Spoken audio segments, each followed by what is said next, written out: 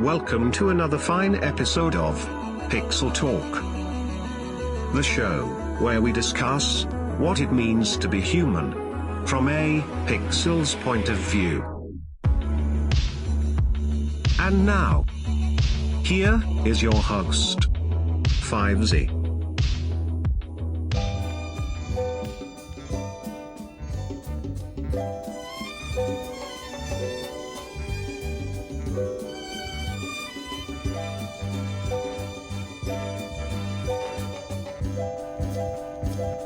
Good morning.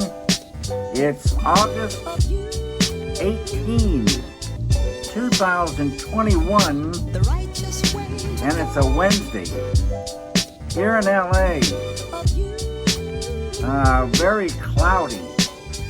Looks like we got some rain last night. Slight breeze blowing around 70 degrees Fahrenheit right now, 21 Celsius. Today I was thinking about James Blake's version of the song Limit to Your Love. This afternoon it'll be going up to 84 degrees Fahrenheit, around,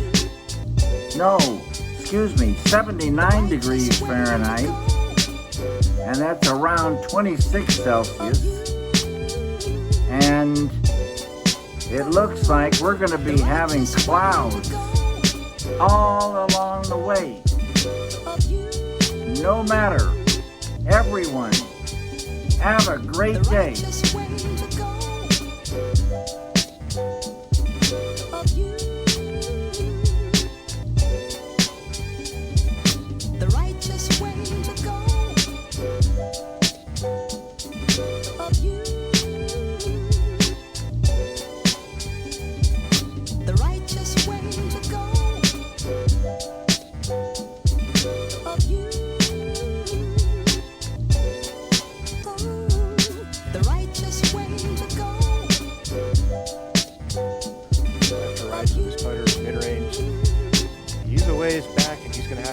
Make the dog leg. Got a lot of space out there to the left. We'll see how aggressive of an angle he puts on this, or if he keeps it more neutral and just lets the disc drag over. He's in that envy again, so it's a putter. But now you're burning the candy house down and stepping on stage. Hey, little lady, let's say Oh, no way! No way!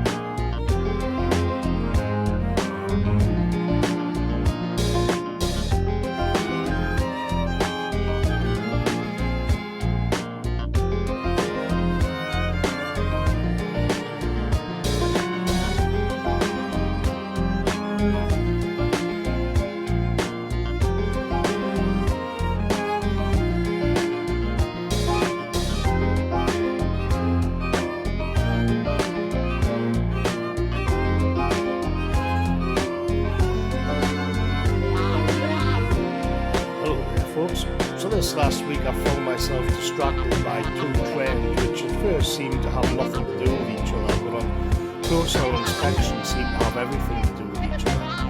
The first was the American evacuation from Afghanistan, and the second was my attempt to wade through a 1 hour and 45-minute video by one of the flagship YouTube channels on the left, Contra Points. It goes without saying that I wasn't watching Contra Points for any sort of enjoyment. It's more that I want to know what the other side are up to. Contra Points has been celebrated by the American mainstream. It seems to sum up the zeitgeist as the establishment would like it. Contra Points is sophisticated enough to appeal to the intellect of policy wonks in the State Department, presenters of CNN, but it still has that air of being non-mainstream because it's still on YouTube. As my friend the distributors pointed out, Contra Points is to the mainstream left what Jordan Peterson was to the mainstream right. The difference is the mainstream left is hegemonic. Contra Points sums up the American moment of the present era. The video, which I genuinely found a slog, was called Envy and explored the concepts of envy and jealousy from many philosophical and historical angles. But most of all, of course, it was from the perspective of a very wealthy trans person for the YouTube algo, who probably knows a lot about envy and has many people envious of them, which Contra Points would acknowledge. But then there's what SpongeBob SquarePants has to say on envy. What about the ancient Greeks? Contra Points had fun repeatedly breaking the fourth wall and addressing the audience.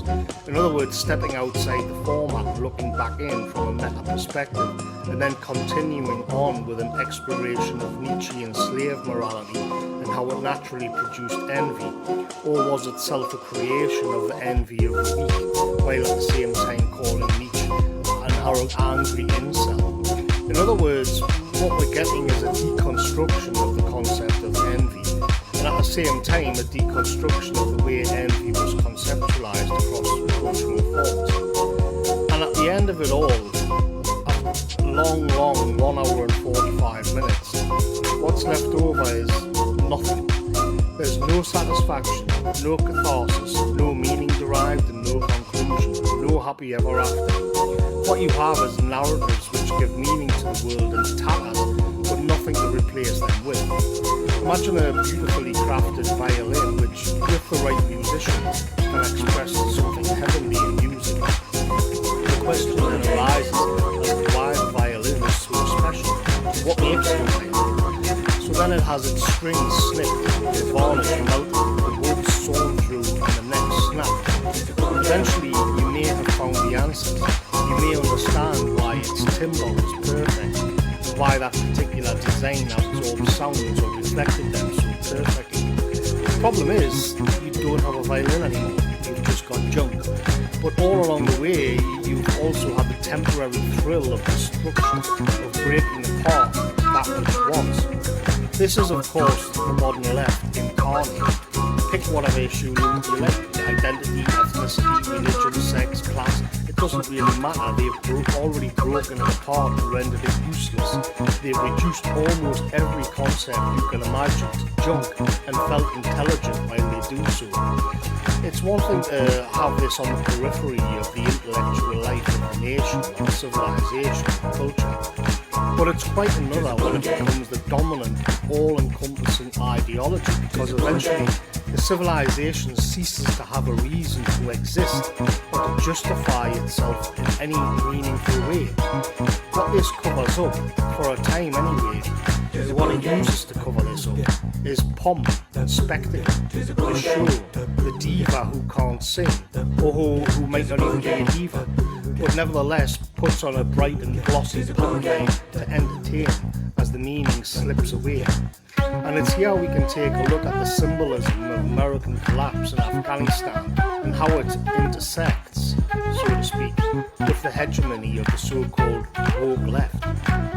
The narratives which justified the neocon wars on terror were basically freedom and capitalism over there means we can safely enjoy our freedom and capitalism over here. And this was sold to America's white Christian base as being an objective good because freedom rocks, and so does Burger King. It's a cynical pack of lies, but at least it has a coherent narrative. A genuine leftist position on this would be to call it capitalist imperialism. It was the West and white, supposedly, system colonising the poorer parts of the world to extract resources for the profits of big business, and also filling up the coffers of the military-industrial complex. The intervening decades haven't been kind to the traditional white conservative Christian base of America. In fact, judging from afar over here in England, it seems they have had a cultural and demographic war waged upon them by the entire capitalist system, as the left have proclaimed, to the degree that the system now sees them as a terrorist threat or subversive element, as it does radicals from Afghanistan and the Middle East. But here's the problem. America's foreign wars and adventurism largely consisted in recruiting from the section of the population that was swiftly being erased, demonized, and told to protect their privilege. The people who believed in the American dream would fight for that dream. They did, but they were now on the outs, politically, culturally, and demographically. And so this means the ideology people call the war, which has essentially become the replacement for American patriotism, now has to formulate a way of justifying imperialism abroad. But the problem with that is that wokeism is based on a negation of all things traditional, the lionising of the marginalised of the world, except rural Americans who get to die quietly of opioid addiction. Beating hard on America is now a negation of itself. If America is the creation of racism, white supremacy and capitalism, as is claimed by the ascendant ideologues, then by what right can it claim to improve the lives of other people around the world? The short answer to that lies in social justice, the rainbow flag, in buzzwords such as tolerance and equality. As the Taliban took control of Kabul, shocked mouthpieces such as Fauci, another bread chewer who sums up the American youth, searched around for a coherent narrative, as did the rest of America's politically correct mandarins. If America is institutionally racist, American foreign policy is imperialist, and you're against such things, then what is the American will or strategy on the world stage? If it defends those interests, and the left-wing thinking that permeates the American institution today supports it, then aren't they just perpetuating the system?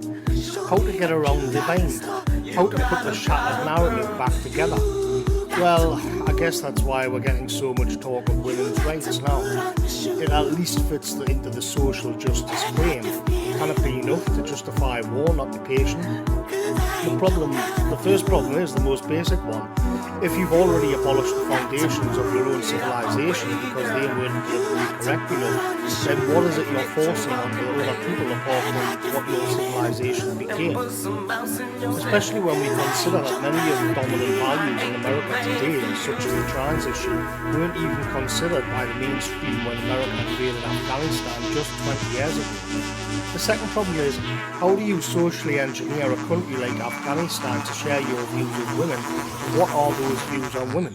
Given that we're also supposed to believe misogyny is still a problem in the West anyway. But let us, for the sake of argument, say Western attitudes to women that we had in the 80s might be suitable for Afghanistan. Well, once again, aren't these the values of the culture that we in the present think of as being oppressive? Or is it to be second-wave feminism or third-wave feminism? And how is this to be done? Presumably we'll have to change the religious and cultural laws forcibly, and there will also have to be a programme of re-education for everyone in the country. And what will replace meaning and identity in this Afghanistan, for example? Well, social justice, rainbow flags and corporate slogans, just like America has, just like the West has. But this isn't imperialism under a different planet. This is deconstructing and abolishing culture for equality. Isn't equality itself just a form of imperialism now? Surely imperialism in and of itself is the issue, not why it's being done. Well, times change. Meet the new boss, same as the old boss. Now the bombs have rainbow flags on them, so it's not the same, I suppose. And what's more, as Adam Curtis pointed out in a documentary, Afghanis now get taught the wonders of modern Western art. Why are urinals seen as art now in our countries? This is what we're bringing these people. Modern art is of course asking the question of what art means. It rejects ideas of the transcendent and relativizes it. It's what you get when you deconstruct your own forms of meaning. It's what you get when you break apart the violin and find out what makes it of value. And now, in the name of leftism and social justice, we can break apart everybody's violin and hand them all back junk, and then call that progress. Is it the aim of social justice imperialism to create a counterpoint in every Islamic country on earth? In fact, many of them would secretly enjoy that, I think. But the problem, what makes them squeamish, is that in the nasty bits with bombs and dead kids, that comes first. This is, of course, the problem with having a cynical negative at the core of your worldview. It doesn't create, it doesn't transcend, it just destroys. But so complete and so total is the destruction, it even breaks down the reasoning of the American empire, which is supposed to be acting as the liberator, a morally just party. If the people occupying all of the institutions of power in America don't believe in America, or rather believe in a negation of America, then why should others around the world believe in it? Imagine living in a country currently occupied by American soldiers, and you've seen via your old 1990s TV set images coming out of America, of the American ruling class tearing down statues and erasing American heritage. You'd be forgiven for asking a simple question. If the American ruling elite hate America, then why shouldn't we? If the American ruling class has nothing but contempt for the history and identity of America, then who or what is it that rules us? Why are these soldiers here? Nobody knows anymore. All that remains is an occupation that doesn't know why it's there or what it's supposed to do. Just like the end of the ContraPoints video, there's no meaning, no catharsis, and no reward. All you have is dead narratives, deconstructed stories, and nihilism. Is it really any wonder why men who believe in something but have very little can win out over a zombie that believes in nothing, least of all itself, and its own justifications for doing anything? The Americans who voted for Donald Trump believed in America, but they've been literally purged from America's institutions and public square. Freedom, liberty and guns may not be much, but it's a damn sight better than a crass rainbow flag and a void of incomprehensible gibberish and self-contradictions. They are the ones who had their statues torn down. They are the ones who were force-fed so-called woke politics. They were the ones who got the social engineering and dogma from on high, from powerful institutions pretending to be grassroots movements. They are the chuds that bread-tube leftists like to use as content-churning grift for their fully monetized YouTube channels which earn them six-figure sums per year. There is, of course, the usual geopolitical chess games involved with these issues, but I think something more fundamental is happening. When every last vestige of identity and history has been trashed, there comes a time when the young man who has to pull the trigger doesn't know why he's doing it, and the superior doesn't know why they're there. Eventually these questions reach the political class and intellectuals, and they don't know either because they think the country is evil and founded on lies and hate. All they have is the value set of some NGO and a college which is magicked out of a social science department 5 years ago and adopted without any consideration because the diversity funding mandated it. Is it any wonder the shambolic retreat from Kabul has been met with guffaws and mockery? Because at the end of the day, what is it they see? What is it the Taliban see? What is it that everybody sees who isn't part of the coping hard social justice industry at the core of Western politics now? What we all see is a bunch of clowns trying frantically to play a tune on a violin that they broke.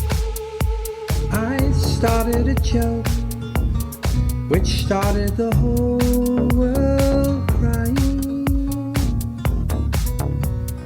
I'd only see that the joke was on me.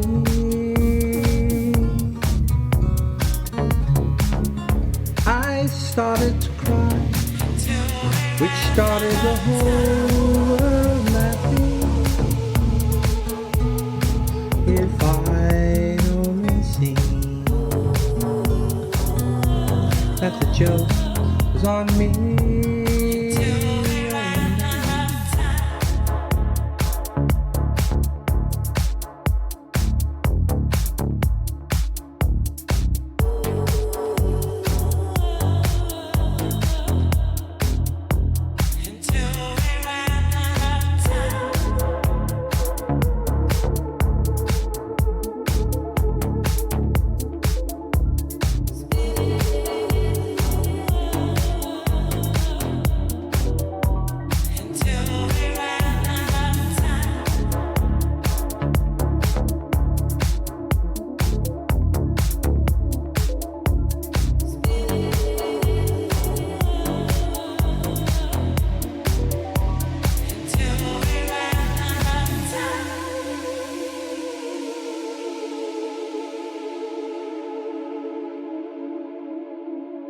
Which means a better outcome for everyone.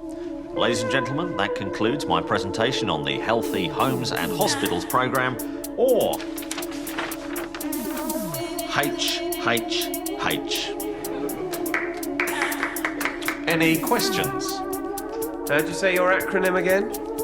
It's HHH. Thought so.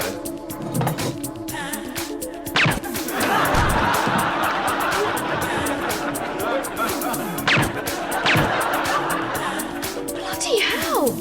You shot Ian! It's pronounced H, not H. You can't shoot him just for that. I just did.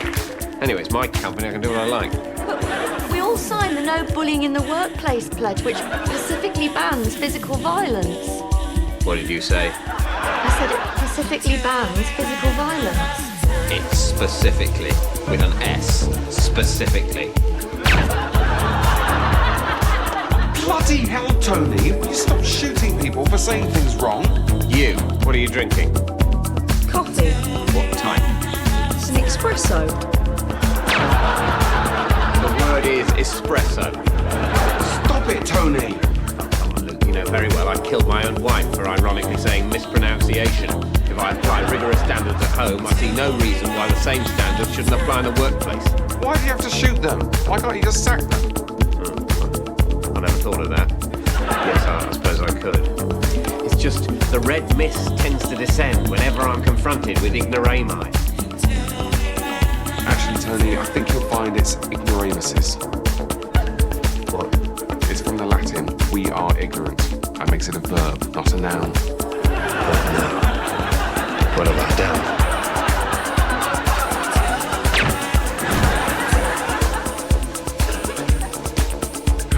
Blimey. At least that'll stop him shooting whoever he likes. It's whomever.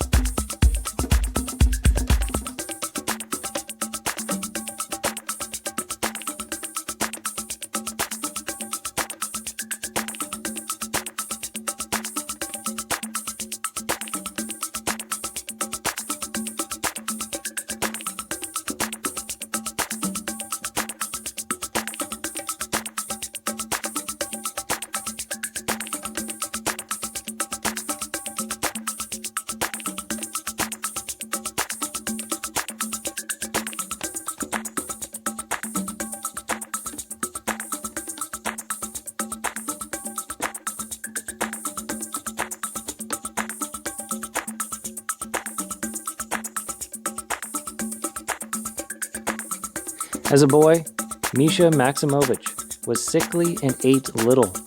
He was very quiet and gentle. He strove to be on good terms with everyone, but he had no especially close friends. He loved animals, and dogs in particular. He did not like noisy children's games, and was often in a very pensive frame of mind. The outstanding characteristic of his childhood was his deep religiousness, which he manifested in ways far beyond his years. In his sermon on being consecrated bishop in 1934, he himself said, "From the first days when I began to become aware of myself, I wished to serve righteousness and truth. My parents kindled in me a striving to stand unwaveringly for the truth. My soul was captivated by the example of those who had given their lives for it. Young Misha loved to play monastery, dressing toy soldiers as monks and making toy forts in the monasteries. As he grew older, his religious fervor deepened. He collected icons and religious and historical books, amassing a large library, and he loved above all to read the lives of the saints. At night, he would stand for a long time at prayer. Being the oldest child, he had a great influence on his 4 brothers and 1 sister, who knew the lives of the saints and the facts of Russian history through them. He was very demanding of himself and others in keeping the church's laws and national customs. From his earliest years, he was a fervent Russian patriot, and he instilled in others also a reverence for Russia and its history. His love extended likewise to all the Slavic and Orthodox peoples. And in 1912, when the Serbs were betrayed by the Bulgarians, in righteous indignation, he removed the pictures of the Bulgarian king from the younger children's scrapbooks and sealed up the family's phonograph record of the Bulgarian national anthem so that it could not be played. Misha's holy and righteous childhood greatly impressed his French Catholic governess, and it was under his influence that she was baptized Orthodox when the boy was 15 years old. He helped to prepare her for baptism and taught her how to pray. He took an active part in church life, and every year he would participate in the procession of the wonder-working Ozeryansk icon of the Most Holy Mother of God from Kharkov to the Ozeryansk Monastery. The Maximovich country estate in Bear Valley was located only 8 miles from the famous Svyatogorsky Monastery. The family spent every summer at their estate, and young Misha would sleep outdoors in a tent. The family had great reverence for the monastery and spent much time there.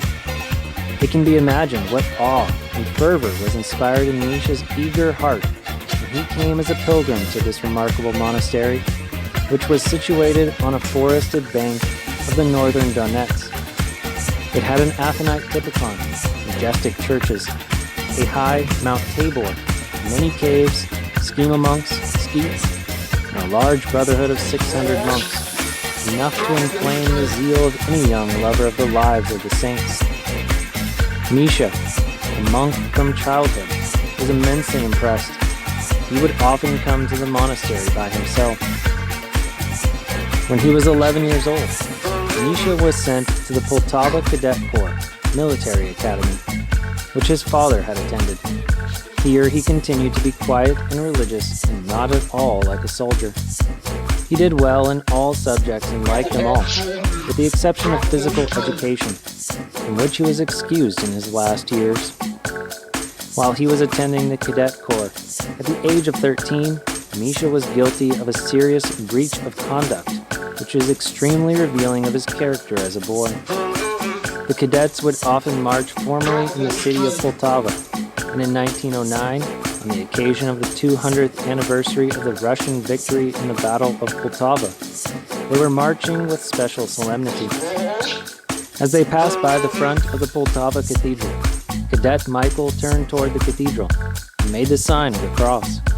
The boys laughed, and later they mocked him for this, and he was disciplined by the authorities for it. Finally, the Grand Prince Konstantinovich, patron of the Corps, whose son was a fellow cadet of Misha's, issued the order that Cadet Michael Maximovich was not to be punished for an act which, far from being reprehensible and deserving of censure, was most praiseworthy and revealed sound religious feelings. Misha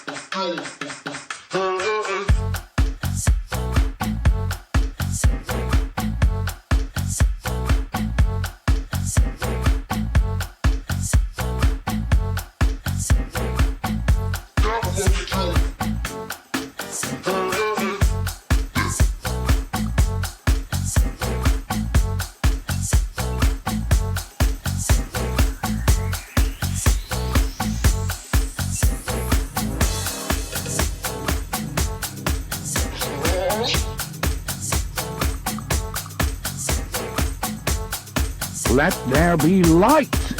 The voice that cried was no longer that of the man in black. It was gigantic, echoing. It filled space and the spaces between spaces. Light! Falling, falling.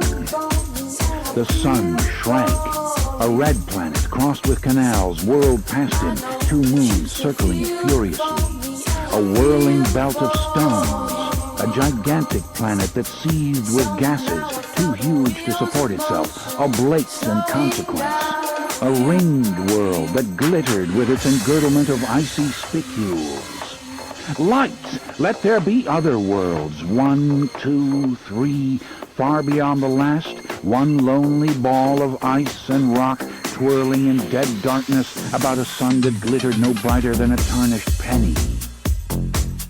Darkness. No, the gunslinger said, and his words were flat and echoless in the darkness. It was darker than dark. Beside it, the darkest night of a man's soul was noonday. The darkness under the mountains was a mere smudge on the face of light. No more, please. No more now. No more. Light!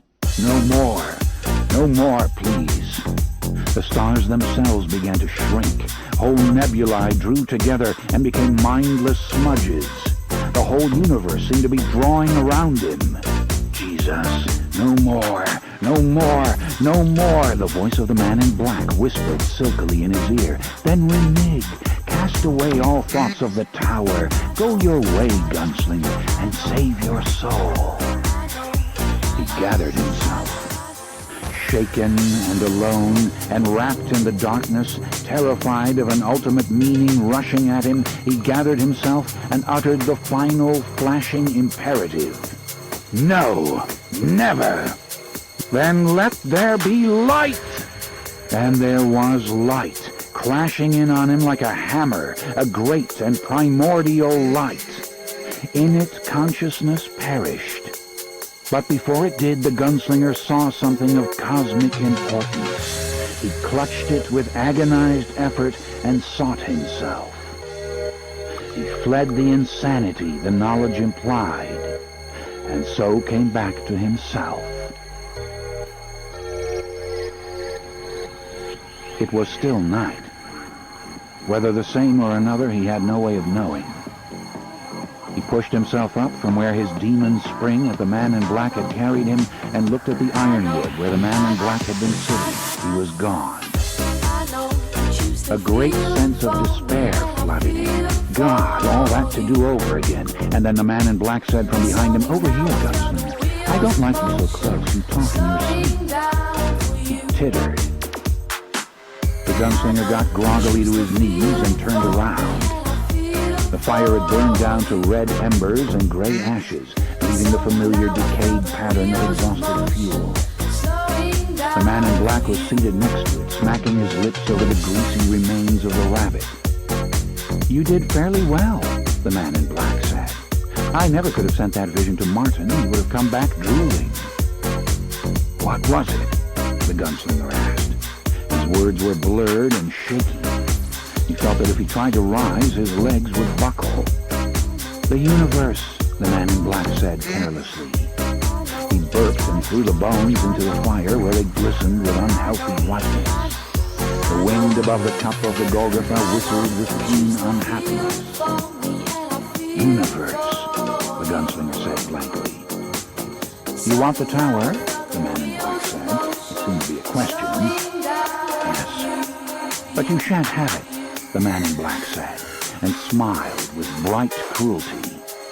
"I have an idea of how close to the edge that last pushed you. The tower will kill you half a world away." "You know nothing of me," the gunslinger said quietly, and a smile faded from the other's lips. "I made your father, and I broke him," the man in black said grimly. "I came to your mother through Martin and took her. It was written, and it was. I am the furthest minion of the Dark Tower. Earth has been given into my hand." "What did I see?" the gunslinger asked. at the end. What was it? What did it seem to be? The gunslinger was silent, thoughtful. He felt for his tobacco, but there was none. The man in black did not offer to refill his poke by either black magic or white. There was light, the gunslinger said finally. Great white light. And then he broke off and stared at the man in black. He was leaning forward, and an alien emotion was stamped on his face, writ too large for lies or denial. Wonder. You don't know, he said, and began to smile. Oh, great sorcerer who brings the dead to life, you don't know. I know, the man in black said, but I don't know what. White light, the gunslinger repeated, and then a blade of grass. One single blade of grass that filled everything. And I was tiny, infinitesimal. Grass. The man in black closed his eyes. His face looked drawn and haggard. A blade of grass. Are you sure? Yes. The gunslinger frowned. But it was purple. And so the man in black began to speak. The universe, he said, offers a paradox too great for the finite mind to grasp. As the living brain cannot conceive of a non-living brain, although it may think it can, the finite mind cannot grasp the infinite. The prosaic fact of the universe's existence single-handedly defeats the pragmatist and the cynic. There was a time, yet 100 generations before the world moved on, when mankind had achieved enough technical and scientific prowess to chip a few splinters from the great stone pillar of reality. Even then, the false light of science, knowledge, if you like, shone in only a few developed countries. Yet, despite a tremendous increase in available facts, there were remarkably few insights. Gunslinger, our fathers conquered the disease which rots, which we call cancer, almost conquered aging, went to the moon. I don't believe that, the gunslinger said flatly, to which the man in black merely smiled and answered, you needn't, and made or discovered 100 other marvelous baubles. But this wealth of information produced little or no insight. There were no great odes written to the wonders of artificial insemination. What? Having babies from frozen man sperm. Bullshit. As you wish. Although not even the ancients could produce children from that material, or to the car which moves. Few, if any, seem to have grasped the principle of reality. New knowledge leads always to yet more awesome mysteries. Greater physiological knowledge of the brain makes the existence of the soul less possible, yet more probable by the nature of the search. You see? Of course you don't. You are surrounded by your own romantic aura. You lie cheek and jowl daily with the arcane. Yet now you approach the limits, not of belief but of comprehension. You face reverse entropy of the soul. But to the more prosaic. The greatest mystery the universe offers is not life, but size. Size encompasses life, and the tower encompasses size. The child who is most at home with wonder says, Daddy, what is above the sky? And the father says, the darkness of space. The child, what is beyond space? The father, the galaxy. The child beyond the galaxy? The father, another galaxy. The child beyond the other galaxies? The father, no one knows. You see, size defeats us. For the fish, the lake in which he lives is the universe. What does the fish think when he is jerked up by the mouth through the silver limits of existence and into a new universe, where the air drowns him and the light is blue madness, where huge bipeds with no gills stuff it into a suffocating box and cover it with wet weeds to die? Or one might take the point of a pencil and magnify it. One reaches the point where a stunning realization strikes home. The pencil point is not solid. It is composed of atoms which whirl and revolve like a trillion demon planets. What seems solid to us is actually only a loose net held together by gravitation. Shrunk to the correct size, the distances between these atoms might become leagues, gulfs, eons. The atoms themselves are composed of nuclei and revolving protons and electrons. One may step down further to subatomic particles, and then to what? Tachyons? Nothing? Of course not. Everything in the universe denies nothing. To suggest conclusions to things is one impossibility. If you fell outward to the limit of the universe, would you find a board fence and signs reading dead end? No. You might find something hard and rounded, as the chick must see the egg from the inside. And if you should peck through that shell, what great and torrential light might shine through your hole at the end of space? Might you look through and discover our entire universe is but part of one atom on a blade of grass? Might you be forced to think that by burning a twig, you incinerate an eternity of eternities? That existence rises not to one infinite, but to an infinity of them. Perhaps you saw what place our universe plays in the scheme of things, as an atom in a blade of grass.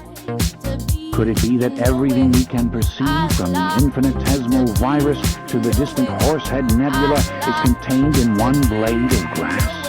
A blade that may have existed for only a day or two in an alien time flow? What if that blade should be cut off by a sigh? When it began to die, would the rot seep into our own universe and our own lives, turning everything yellow and brown and desiccated? Perhaps it's already begun to happen. We say the world has moved on. Maybe we really mean that it has begun to dry up. Think how small such a concept of things makes us, Gunslinger. If a god watches over it all, does he actually mete out justice for a race of gnats among an infinitude of races of gnats? Does his eye see the sparrow fall when the sparrow is less than a speck of hydrogen floating disconnected in the depth of space? And if he does see, what must the nature of such a god be? Where does he live? How is it possible to live beyond infinity? Imagine the sand of the Mohaine Desert, which you crossed to find me. And imagine 1 trillion universes, not worlds, but universes, encapsulated in each grain of that desert. And within each universe, an infinity of others. We tower over these universes from our pitiful grass vantage point. With one swing of your boot, you may knock 1 billion worlds flying off into darkness, in a chain never to be completed. Sighs, Gunslinger, sighs. Yet suppose further. Suppose that all worlds, all universes met in a single nexus, a single pylon, a tower, a stairway perhaps to the Godhead itself. Would you dare, Gunslinger? Could it be that somewhere above all of endless reality there exists a room? You dare not. You dare not. Someone has dared, the Gunslinger said. Who would that be? God, the Gunslinger said softly. His eyes gleamed. God has dared. Or is the room empty, seer? I don't know. Fear passed over the man in black's bland face, as soft and dark as a buzzard's wing. And furthermore, I don't ask. It might be unwise. Afraid of being struck dead? The Gunslinger asked sardonically. Perhaps afraid of an accounting?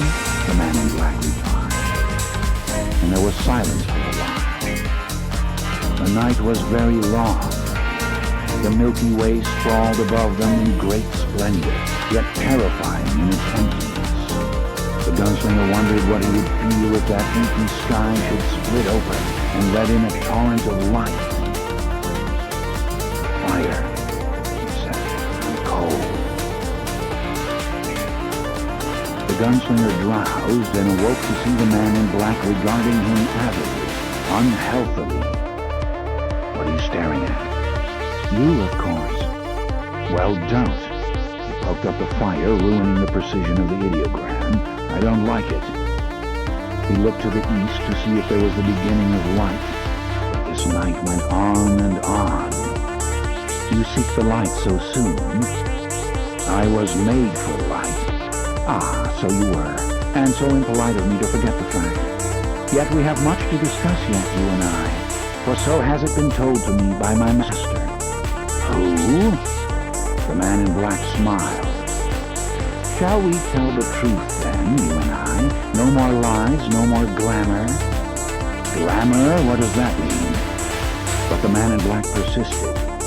Shall there be truth between us? As two men? Not as friends, but as enemies and equals? There is an offer you will get rarely, Roland.